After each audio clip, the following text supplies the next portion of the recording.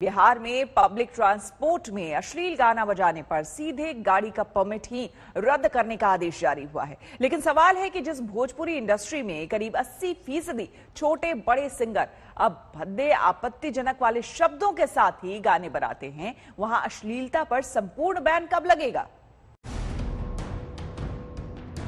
Super hit लागे रे छलकता हमरो जीन्स चप्पल, जरा वेट कराओ राजा।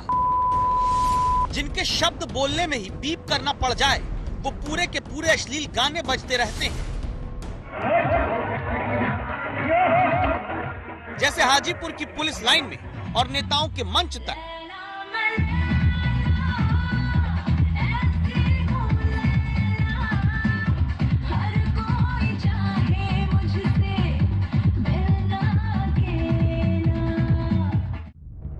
तो अब बिहार में सरकार ने फरमान निकाल दिया कि बस टेम्पो ट्रक या दूसरे कमर्शियल वाहन में अश्लील गाना बजता है तो गाड़ी का परमिट रद्द कर देंगे।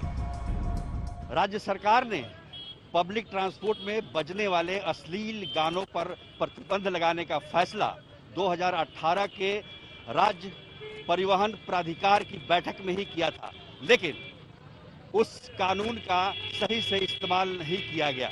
अब जबकि होली का मौसम है और ऐसे में अश्लील गानों की बाढ़ आ जाती है, तो सरकार की नींद खुली है। नींद ऐसी उड़ी है कि टेम्पो वाले तो अपनी गाड़ी से स्पीकर, रेडियो, गाजा बाजा सब हटवाने लग गए। गाना नहीं है, गाड़ी लगाना में गाड़ी में गाना लगाना मना है। हाँ, पहले बजाते थे। पहले जब एक बार छिना गया दोबारा हम बाजा का नाम ही निशान नहीं लेते थे। भोजपुरी म्यूजिक इंडस्ट्री का टर्नओवर सालाना 500 करोड़ रुपए से ज्यादा है और भोजपुरी फिल्म इंडस्ट्री का टर्नओवर 2000 करोड़ रुपए। भोजपुरी फिल्म और म्यूजिक इंडस्ट्री के करीब 26 करोड़ दर्शक हैं, जिसकी फिल्म और एल्बम बिहार के अलावा पूर्वी उत्तर प्रदेश, नेपाल, पंजाब, महाराष्ट्र और पश्चिम बंगाल में भी रिलीज होती है। तो बिहार में ये अश्लील गाने चलाने पर टेम्पो ट्रक बस का परमिट रद्द करने वाला एक्शन अभी क्यों लिया जा रहा है? जहाँ भी महिलाएं बैठती थी तो लोग जानबूझ करके बहुत सारे लोग अश्लील गाना बजा देते, इसका विरोध हो रहा था। इसकी वजह से ही हम लोगों ने ये कार्रवाई किया है। ऑकवर्ड सिचुएशन आ जाता है, अब उन लोगों को मना करने पे भी मना तो खैर हम लोग नहीं कर पाते क्योंकि सारे लोग कंफर्टेबल है, तो हम फिर क्यों मना कर पाते हैं। तो इस वजह से थोड़ा सा खराब लगता था और कुछ नहीं। तो वर्डिंग भी अच्छा नहीं होता है भोजपुरी सॉन्ग ये सब का, तो बहुत अनकंफर्टेबल टाइप का फील होता है। जैसे हाथ जोड़े इन जनाब को देखिए, ये भी लोकल सिंगर है, लेकिन बिहार के ऐसे सिंगर जिन्होंने बेहद भद्दे, अश्लील और सांप्रदायिक तनाव फैलाने वाले गाने का एल्बम बना दिया, वैशाली से गिरफ्तार हो गए। मेरे को माफी दिया जाए और आगे से ऐसा कुछ गलती नहीं होगा। अब यहाँ कुछ सवाल उठते हैं। पहला, अश्लील गाने बजाने पर कार्रवाई क्या सिर्फ बजाने वालों पर होगी? दूसरा सवाल, क्या अश्लील गाने लिखने गाने वाले छोटे कलाकार ही पकड़े जाएंगे? और तीसरा सवाल, भद्दे आपत्तिजनक गाने लिखने वाले बड़े सितारे भी क्या पकड़े जाएंगे? जब गाना बंद हो जाएगा ना, तो गाने वाले खुद ब खुद गाना नहीं गाएंगे गंदा। हमारे भोजपुरी भाषा भाषी के लोग भी अगर ठान लें तो गायक सब तरह के गीत गाते हैं, गायक जो है खुद ब खुद सुधर जाएंगे। गाने बनाने वाले पर भी कार्रवाई होनी चाहिए, बिल्कुल होनी चाहिए, सिर्फ बजाने वाला नहीं। जब तक बनाने वाला बंद नहीं होगा तब तक बजाने वाले पे आप हर बार ये सरकार हमेशा कमजोर लोगों को पकड़ती है। आप उस म्यूजिक इंडस्ट्री को नहीं पकड़ना चाहते, उस गीतकार पर आप सवाल, उस संगीतकार पे नहीं आप कर रहे, आप ऑटो वाले से बात करेंगे। 2018 के आदेश पर फिलहाल एक्शन में आए बिहार को जरूरत है कि समस्या को जड़ से खत्म किया जाए, सिर्फ मौसमी कार्रवाई न हो। यानी अब जरूरत भोजपुरी इंडस्ट्री में अश्लीलता को जड़ से खत्म करने की है। उत्कर्ष सिंह के साथ सुजीत कुमार झा, पटना आज तक। दिल्ली में एक सगे बेटे ने अपनी 76 साल की बुजुर्ग मां को इतनी ताकत से थप्पड़ मारा कि उसके प्राण निकल गए और उसका शरीर किसी पुराने जर्जर मकान की तरह ढह गया।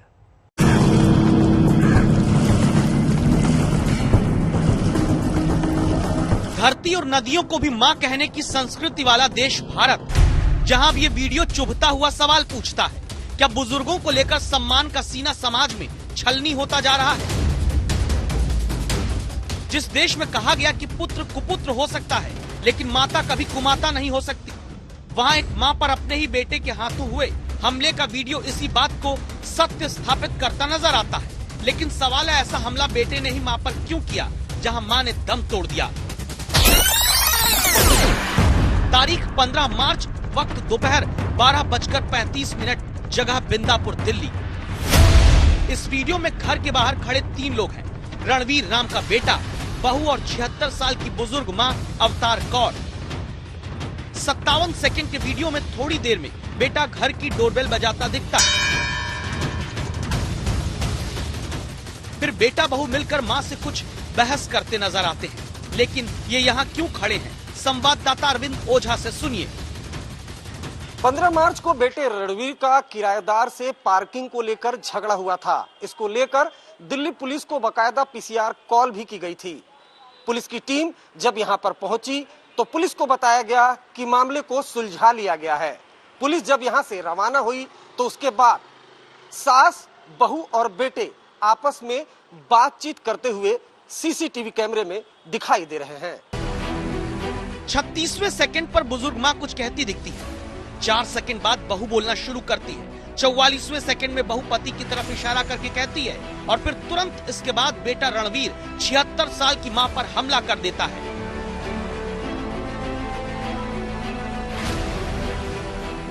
तेज प्रहार से मां सिर के बल गिर जाती है। बहू से उठाने को झुकती है।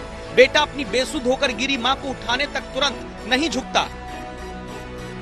बेटे रणवीर ने जब अपनी मां को थप्पड़ मारा तो मां इसी जगह पर जमीन पर गिर गईं। आनन फानन में मां को अस्पताल ले जाया गया, जहां पर डॉक्टरों ने उन्हें मृत घोषित कर दिया। हमले को छुपाने के लिए बेटे ने आनन फानन में अपनी मां का अंतिम संस्कार कर दिया। यहां तक कि उनकी मेडिकल रिपोर्ट भी नहीं बनाई गई थी। लेकिन वायरल वीडियो के आधार पर पुलिस ने जन्म देने वाली मां की ही सांसें छीन लेने वाले बेटे रणवीर को गिरफ्तार कर लिया। लेटर ऑन सब्सिक्वेंटली उसकी डेथ हो जाती है और ये इंसिडेंट जो है लेटर ऑन रिवील हुआ। सब्सिक्वेंटली उसके ऊपर जो है लीगल एक्शन ले लिया गया है 304/221 आईपीसी में, और जो अक्यूज है उसको अरेस्ट कर लिया गया है।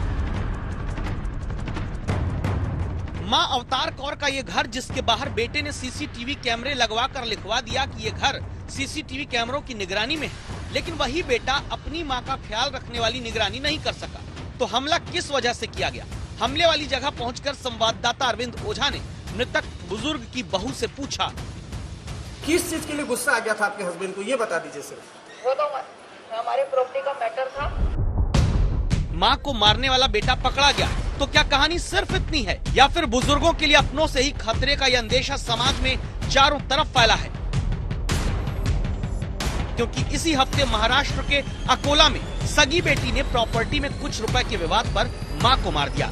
बिहार के अररिया में 6 साल से 3 बेटों ने ही पिता को एक कमरे में बंद करके रखा था। पिता को पुलिस ने छुड़वाया। और हेल्पेज इंडिया के एक सर्वे के मुताबिक बुजुर्गों को प्रताड़ित करने वाले 56% मामले में उनके अपने ही बेटे शामिल होते हैं। सर्वे कहता है कि बुजुर्ग परिजन के साथ हिंसा में 26% बहुएं जिम्मेदार होती हैं। सर्वे ये भी बताता है कि बुजुर्ग पिता के मुकाबले ज्यादा माताएं अपने बेटों के कारण प्रताड़ित होती हैं। 30% वृद्ध महिलाओं, जबकि 26% बुजुर्ग पुरुषों ने कहा कि उनके बेटे ने उन्हें मारा पीटा, गाली दी या फिर डराया, जबकि 15% बूढ़ी महिलाओं और 8% बुजुर्ग पुरुषों ने अपनी बहू को प्रमुख रूप से प्रताड़ना का कारण बताया।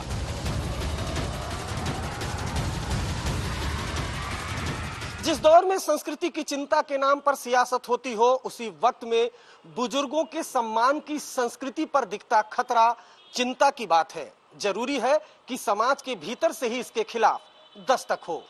कैमरामैन अनिल जायसवाल के साथ अरविंद ओझा, दिल्ली, आज तक। इंटीलिया केस में पहले मुंबई पुलिस के पूर्व अधिकारी सचिन वाजे की गिरफ्तारी होना और फिर गिरफ्तारी के एक दिन बाद ही मुंबई पुलिस कमिश्नर का ट्रांसफर हो जाना, यह कोई संयोग नहीं है।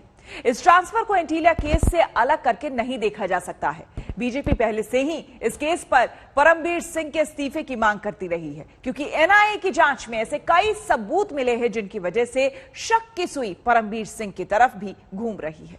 मामले में ये जो सारा घटनाक्रम है, ये अकेले सचिन वाजे नहीं कर सकते, और इसलिए इसमें कौन कौन है इसका भी विचार कि निश्चित रूप से किया जाना चाहिए।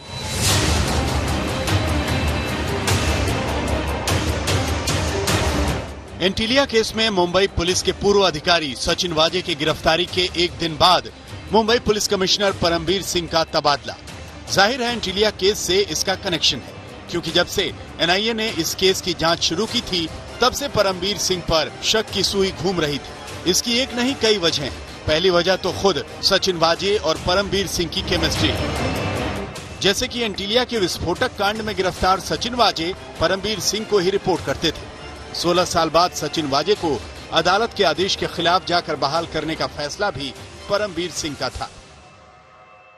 19 के अंत में जब शिवसेना की सरकार, उद्धव ठाकरे जी की सरकार आई, तो फिर एक बार सचिन वाजे को वापस लाने का प्रयास शुरू हुआ। और सचिन वाजे जो एपीआई है, जैसे ही सचिन वाजे को लिया, एक रात में ये दोनों लोगों को ट्रांसफर कर दिया और पीआई की जगह एपीआई को क्राइम इंटेलिजेंस यूनिट सीआईयू का प्रमुख बनाया गया।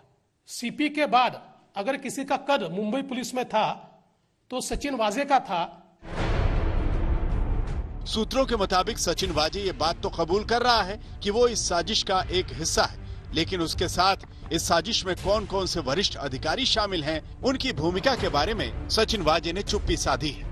और सचिन वाजे की ये चुप्पी परमबीर सिंह की संदिग्ध भूमिका पर सवाल उठाती है। एंटीलिया केस में इस्तेमाल की गई इनोवा कार मुंबई पुलिस की है, जो बाद में परमबीर सिंह के ऑफिस के बाहर खड़ी मिली। जैश उल हिंद नाम के संगठन के नाम से आया एंटीलिया संदेश का एक लिंक सचिन वाजे से जुड़ता नजर आ रहा है। सूत्रों के मुताबिक मनसुख हिरेन को पूछताछ के लिए सचिन वाजे दक्षिण मुंबई में पुलिस कमिश्नर के ऑफिस लेकर आया था। एंटीलिया केस में परमबीर सिंह पर शक की बात पर एनआईए की तरफ से कोई बयान नहीं आया है, लेकिन महाराष्ट्र की राजनीति में इसकी चर्चा पहले से ही थी, जो अब परमबीर सिंह के ट्रांसफर के बाद और तेज हो गई। कोई भी ऑनगोइंग इन्वेस्टिगेशन केस के बारे में मैं ज्यादा बात नहीं करूंगा, क्योंकि वो सही नहीं होगा। जो इन्वेस्टिगेशन चल रहा है, जो भी एजेंसी के पास है, एनआईए हो, एटीएस हो या लोकल पुलिस हो, वो अपना काम कर रहे हैं। मुंबई के पुलिस कमिश्नर को हटाकर महाराष्ट्र की महाविकास आघाड़ी सरकार ने भले ही थोड़ा डैमेज कंट्रोल करने की कोशिश की हो, लेकिन इस मुद्दे को लेकर राजनीति थमती नजर नहीं आती। जैसे जैसे एनआईए की तफ्तीश आगे बढ़ेगी, नए नए खुलासे होंगे, इस मुद्दे को लेकर सियासत और तेज हो जाएगी। अब सवाल यह है कि एंटीलिया के बाहर विस्फोटक भरी कार खड़ी करने के पीछे क्या वाकई परमबीर सिंह की कोई भूमिका थी? सूत्रों के मुताबिक एनआईए ने सचिन वाजे की कॉल डिटेल खंगाले हैं, जिसमें उसे इस केस से जुड़े कई बड़े नामों का पता चला है। उसमें परमबीर सिंह का नाम है या नहीं ये तो नहीं पता, लेकिन इस घटना के पीछे सचिन वाजे का क्या मकसद था, ये उसने एनआईए को बताया है। सूत्रों के मुताबिक सचिन वाजे ने कहा है कि वो 16 साल सस्पेंड रहने के दौरान अपनी खोई हुई प्रतिष्ठा को वापस पाना चाहता था और ये वारदात उसने नाम कमाने के लिए की थी।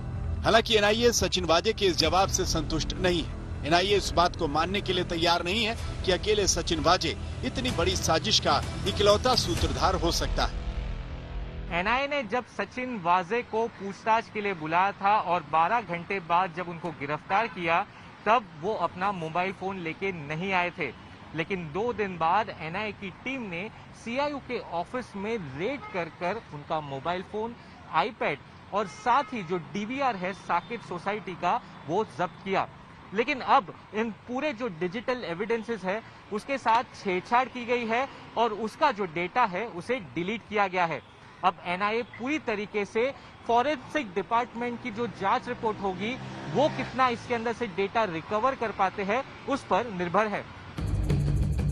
एनआईए के सामने सचिन वाजे के खुलासों के बीच परमबीर सिंह ने मुख्यमंत्री उद्धव ठाकरे से मंगलवार की रात को मुलाकात की थी, जिसके बाद आज परमबीर सिंह का ट्रांसफर हो गया। जाहिर है एंटीलिया केस में सचिन वाजे की गिरफ्तारी के बाद अब परमबीर सिंह पर एनआईए की नजर है। सौरभ अख्तानिया, मुंबई, आज तक। वाजे के फंसने के बाद मुंबई पुलिस की प्रतिष्ठा पर सवाल उठ रहे हैं। इस मुश्किल वक्त में मुंबई पुलिस के चीफ बने हैं हेमंत नगराले। पद संभालने के बाद हेमंत नगराले ने क्या कहा, सुनिए। आप सभी जानते हैं कि फिलहाल मुंबई पुलिस एक नाजुक दौर से गुजर रही है। कुछ ऐसे केसेस हुए हैं जिसमें मुंबई पुलिस की विश्वासार्हता पे एक क्वेश्चन मार्क लगा हुआ है।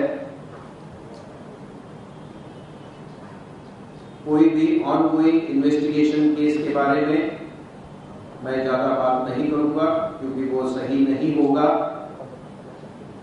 जो इन्वेस्टिगेशन चल रहा है, जो भी एजेंसी के पास है, एनआईए हो, एटीएस हो या लोकल पुलिस हो, वो अपना काम कर रहे हैं।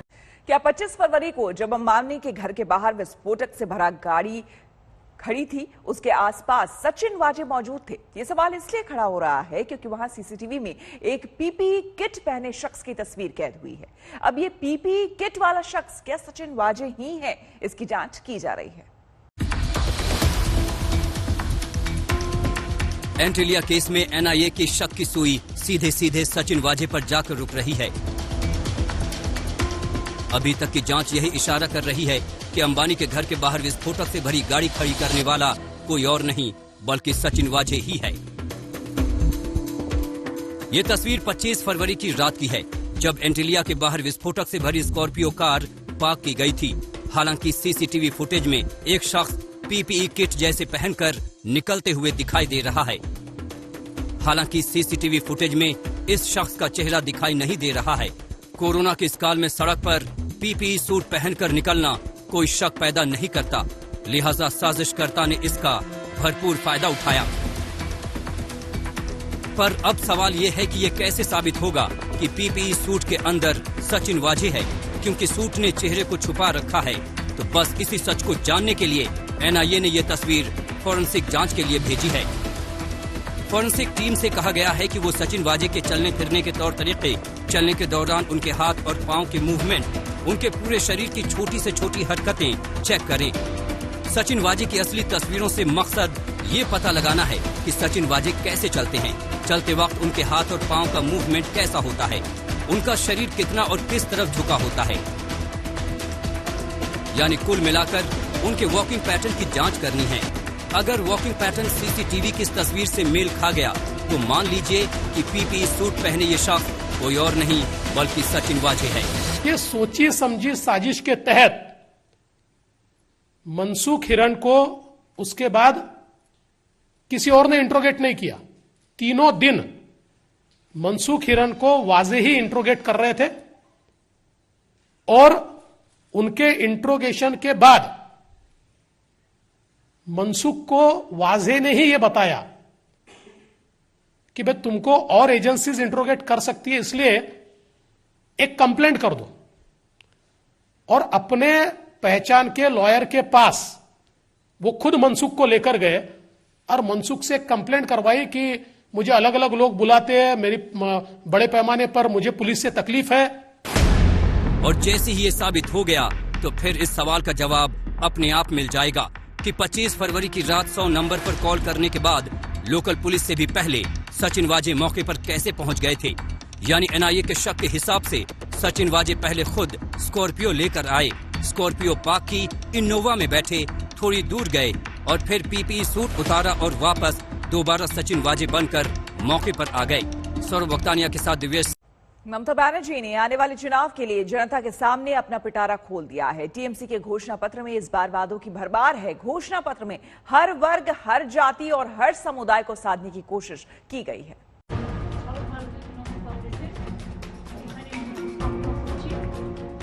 व्हील चेयर पर बैठी ममता बनर्जी के लिए चुनावी वादे बंगाल में बीजेपी के इरादों पर कितनी चोट पहुंचा पाएंगे, ये सवाल अब बंगाल में सबके मन में है, क्योंकि दीदी ने बड़े बड़े वादे किए हैं और बड़ा काट खेला है। पहला बड़ा वादा दिल्ली की तर्ज पर घर तक राशन पहुंचाने का है। दूसरा बड़ा वादा सामान्य वर्ग के 1 करोड़ 60 लाख घरों को साल के 6,000 रुपए ट्रांसफर करने का है। तीसरा बड़ा वादा ओबीसी, दलित और आदिवासी परिवार को साल के 12,000 रुपए ट्रांसफर करने का है। चौथा बड़ा वादा छोटे किसानों को प्रति एकड़ 10,000 रुपए सालाना रकम देने का है। लेकिन इसमें राशन की फ्री डोर स्टेप डिलीवरी का वादा तो पहले से विवादों में है, जिसका ऐलान पुरुलिया की एक रैली में ममता बनर्जी ने किया था और जिस पर शिकायत के बाद चुनाव आयोग ने रिपोर्ट मांगी है। doorstep already we have done the program. Everybody knows who are Sarkar. 3 months we run this program. So this is nothing new, everybody knows. So if we expand this, what is the harm? And this manifesto has been approved by the commission. लेकिन इन वादों से अलग ममता बनर्जी ने जो बड़ा चुनावी card खेला है वो है जाति का कार्ड, और जिस पर बीजेपी से उनकी होड़ भी है, क्योंकि चुनावी घोषणा पत्र में ममता ने कहा है कि महिष्य, तामुल, तिली और साहा जातियों को ओबीसी का दर्जा देने के लिए एक टास्क फोर्स बनाया जाएगा। ये वो जातियां हैं जिनका पूर्वी मिदनापुर, हावड़ा, हुगली, दक्षिण और उत्तर 24 परगना जिलों में प्रभाव है। खुद पूर्वी मिदनापुर की नंदीग्राम सीट से ममता बनर्जी भी चुनाव लड़ रही हैं और इस जाति कार्ड से कम 50 विधानसभा सीटें प्रभावित होती हैं। इसमें जंगल महल का इलाका भी है जहां बीजेपी बहुत मजबूत है और ममता बनर्जी हर हाल में यहां बीजेपी के पाले में गए वोटों को खींचना चाहती है। बीजेपी का जो जितना भी लीडर इधर में आने दो, हम किसी को माना नहीं करेंगे। उसको तो thousands of leaders are here, जो भी तू भोगी कौन नहीं है, सब है, लेकिन आने दो। सब জায়গাতেই খেলা হবে। খেলাটা শুরু হবে 27 তারিখ থেকে জঙ্গলমহল থেকে। প্রথম ধাক্কাটা জঙ্গলমহল থেকেই পাবে बीजेपी। जाति का यही कार्ड बीजेपी भी खेल रही है और ये आरोप लगा रही है कि बंगाल में हिंदू धर्म की कई अन्य पिछड़ा जातियों को आरक्षण से दूर रखा गया है और वो महिष्य और तेली जैसी जातियों को ओबीसी में शामिल करवाएंगे। बीजेपी अध्यक्ष जेपी नड्डा ने कल इसका बंगाल में ऐलान भी किया था। अपने वोट के बैंक की तुष्टीकरण की राजनीति में ममता जी ने हमारे हिंदू धर्म के अन्य पिछड़ा वर्ग की जातियां जैसे महिष्य, जैसे तीली आदि का आरक्षण का अधिकार से उनको वंचित रखा कि नहीं रखा? महिष्य और तीली को वंचित रखा कि नहीं रखा? अब हमारी सरकार आएगी, आयोग बैठाएंगे और आयोग बैठा करके मंडल कमीशन में जो जातियां लिखी हैं उनको सम्मान दे करके इन लोगों के लिए भी हम प्रयास करेंगे कि इनको भी मुख्य धारा में जोड़ा जाए। इस तरीके का हम काम करेंगे। No, what he said for particular 2-3 community. Yes. They cannot do for all the economic backward class. This is wrong. My manifesto is approved by the election commission. So few people have seen this. So how do you know that where the टुकली के दीदी और BJP के बीच इन महीन चुनावी चालों को समझना आसान नहीं है। बीजेपी ममता को घेरने के लिए किसी भी मोर्चे पर कोई कसर नहीं छोड़ रही है, फिर चाहे बात धर्म की हो, जाति की हो या फिर प्रचार के लिए बंगाल में छोटे से लेकर बड़े बड़े नेताओं की फौज उतार देने की हो। लेकिन ममता बनर्जी भी पुरानी नेता है, दांव भी खेल रही हैं और जवाब भी दे रही हैं। High loaded virus, a political party is playing all the nasty game. Tell Jogi to tackle the women problem first. What happened to Haftash? What happened to Dalit girls and sisters? What happened there? He is not taking any action against the culprits, the criminals, talking big here. Bengal is a peaceful state. Tell him not to do the politics. We know the religions better than them. चोट के बाद दीदी के तेवर और तीखे हो गए हैं, इसलिए बीजेपी भी अपने प्रचार को और धार दे रही है। पीएम भी कल बंगाल फिर जाने वाले हैं और पुरुलिया में रैली करने वाले हैं। अगले 7 दिन में पीएम की 4 रैलियां बंगाल में होंगी।